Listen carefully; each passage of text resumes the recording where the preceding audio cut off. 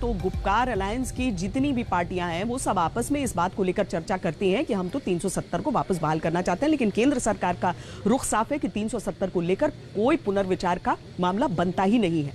अब जो मौजूदा हालात हैं उस पूरे इलाके में और साथ ही चीन का भी मामला उठ जाता है, तो इन सारी चीजों को लेकर जनरल बिपिन रावत जो कि सीडीएस हैं, उनसे खास बातचीत की हमारे संवाददाता ने। देखिए ये पूरी बातचीत।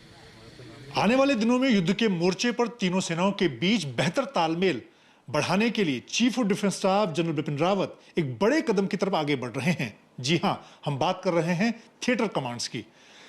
जनरल साहब का स्वागत है आज तक पर, और मैं जानना चाहूंगा कि जो एक ऐतिहासिक कदम इसको माना जाएगा, थिएटर कमांड्स भारतीय तीनों सेनाओं को लेकर बनाए जाने, किस तरह से आप आगे बढ़ रहे हैं? देखिए, आप जानते हैं कि जमीन की सतह के ऊपर एयर स्पेस होता है। आजकल मैनेजमेंट ऑफ एयर स्पेस बहुत ही कॉम्प्लेक्स हो गया है, क्योंकि हमारी जो एयर स्पेस है उस पर न केवल हवाई जहाज़ और हेलीकॉप्टर ऑपरेट करते हैं, इसमें आजकल ड्रोन्स भी आ गए हैं। इसमें आर्टिलरी की तोप द्वारा जो हमारे गोला फायर होता है, ये भी अभी इतना पावरफुल, इतना लॉन्ग रेंज वाला हो गया है कि जब ये अपनी दिशा में जाता है तो ये काफ़ी ऊंचाई पर गोला जाता है हवा में।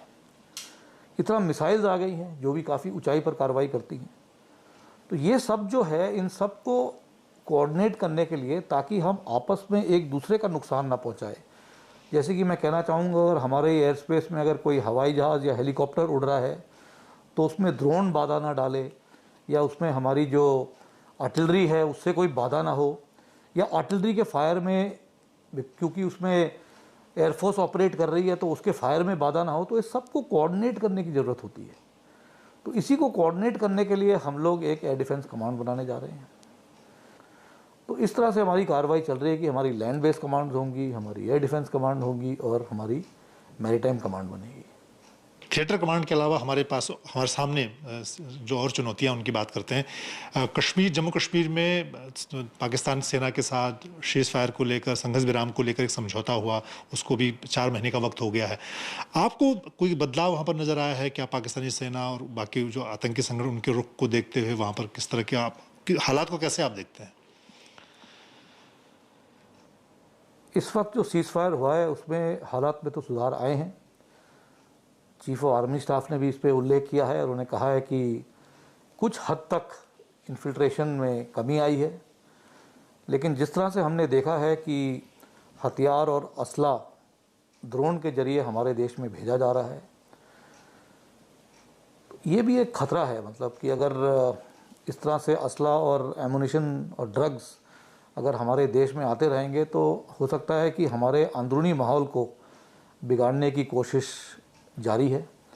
तो सीज़ फायर में, अगर सरहद पे सीज़ फायर हो रहा है तो हम तो ये चाहेंगे कि सरहद के साथ साथ हमारा जो हिंटरलैंड है, कश्मीर वैली है, वहाँ पे भी पूरी तरह से सीज़ फायर होना चाहिए और पाकिस्तान की ओर से कम कोई दखलंदाजी ना हो।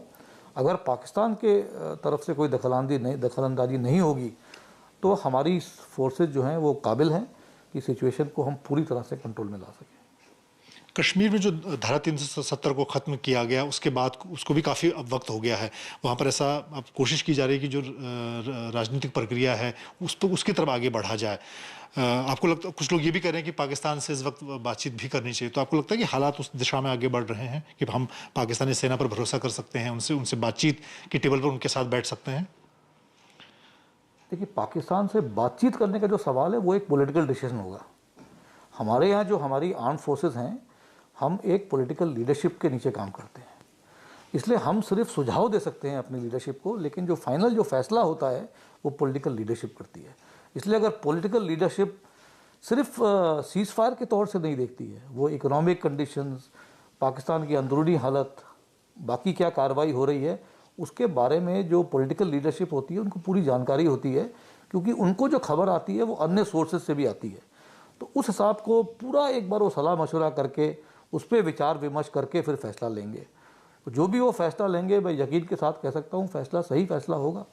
लेकिन अगर पाकिस्तान के साथ बातचीत करनी पड़े, it will be a political decision. Chief of defence staff के तौर पर आपको लगता है कि पिछले 1 साल में या फिर समझौते के बाद पाकिस्तानी सेना के रुख में कोई सकारात्मक बदलाव आपको नजर आ रहा है? कुछ तो बदलाव नज़र आ रहा है, लेकिन ये बदलाव किस प्रेशर की वजह से, हमें इस पर विचार करना है। हमारी सेना ने सरहद के ऊपर काफ़ी गोलाबारी करी है, क्योंकि पाकिस्तान बार बार इन्फिल्ट्रेशन करता रहा। उसके वजह से भी पाकिस्तान सेना के ऊपर काफ़ी प्रेशर पड़ा है। उनके अपने पश्चिमी छोर पर इस वक्त काफ़ी कार्रवाई चल रही है। उनकी अपनी इंटरनल सिक्योरिटी सिचुएशन भी काफ़ी नाजुक है। तो अगर हम इन सब पहलू को देखें तो हो सकता है कि उन्होंने ये महसूस किया है कि इस वक्त भारत के साथ हमारे को समझौता कर लेना चाहिए। FATF का भी प्रेशर है उनके ऊपर इस वक्त। तो किस नज़रिए से वो सीज़ फायर कर रहे हैं हमारे तरफ, इसको हमें थोड़ा और विचार विमर्श करना होगा। हम तो यही चाहेंगे कि अगर सरहद पर पीस हो सकती है तो आगे की कार्रवाई हो सकती है, लेकिन इस पे अभी हमारे को और विचार विमर्श करना पड़ेगा। फेस वैल्यू पे हमें नहीं लेना चाहिए। जनरल साहब, सरहद पर हमारे सामने एक बड़ी चुनौती चीन की तरफ से होती है। लद्दाख में हमने पिछले एक साल में जो हालात देखे, अब एक साल के बाद आप अभी जो हालात हैं उनको कैसे देखते हैं?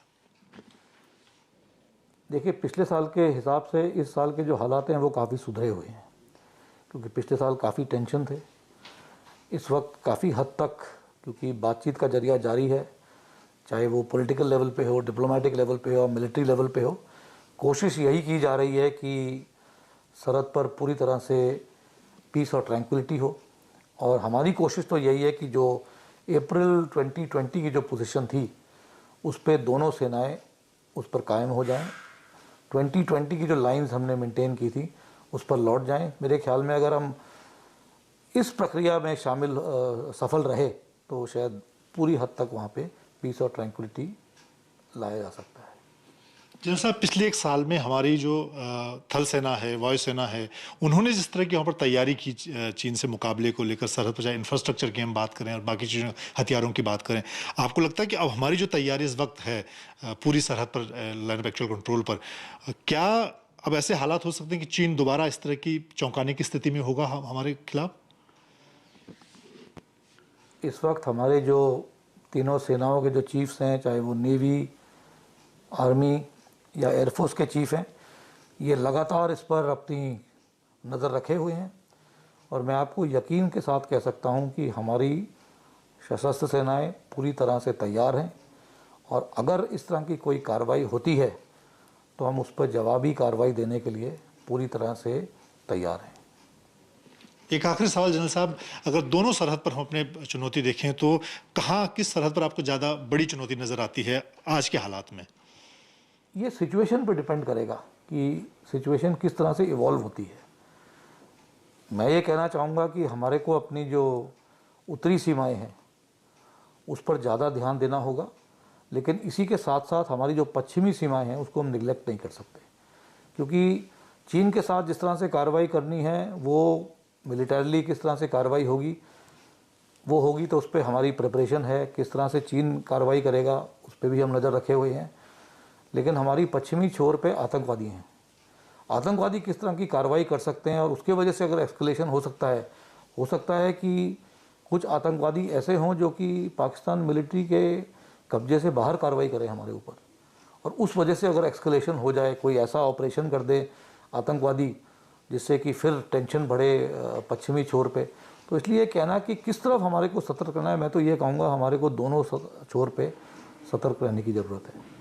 आज तक से बात करने के लिए बहुत बहुत धन्यवाद। थैंक यू, धन्यवाद। Chief of defence staff general Bipin Rawat का साफ तौर पर कहना है कि हमें दोनों ही सरहद पर चौकन्ना रहना होगा, और हमारे सेनाएं उसके लिए तैयार भी हैं। इसके साथ ही जो थिएटर कमांड बनाने की दिशा में आगे तीनों सेनाएं बढ़ रही हैं, उससे आने वाले दिनों की जो चुनौतियां हैं उससे बेहतर तरीके से निपटा जा सकेगा। कैमरामैन कृपाल सिंह के साथ मंजीत नेगी, दिल्ली, आज तक।